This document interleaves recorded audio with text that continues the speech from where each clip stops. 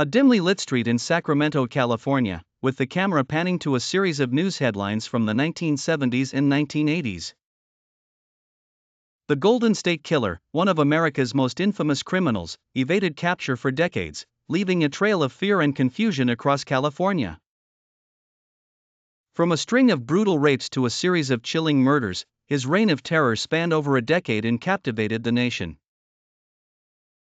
Archive footage of crime scenes, police sketches, and vintage news clips about the Golden State Killer's crimes.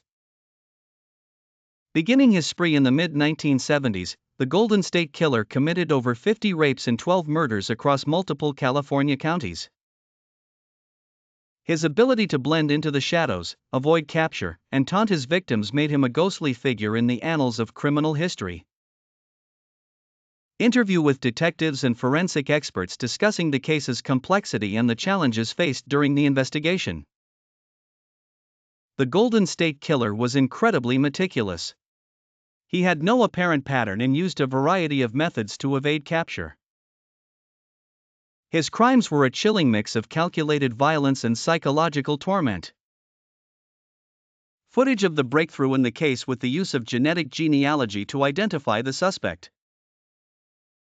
It wasn't until 2018, using groundbreaking genetic genealogy techniques, that authorities finally identified Joseph DeAngelo as the Golden State Killer. DeAngelo, a former police officer, had managed to escape detection for over 40 years, shocking the public and the victims' families alike. Footage of DeAngelo's arrest, court hearings, and reactions from the survivors and their families. DeAngelo's arrest marked a significant moment in criminal justice history.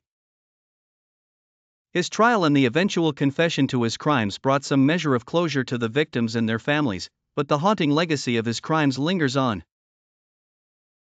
An overview of the impact of the case on criminal investigations and forensic science, emphasizing the advancements made in solving cold cases.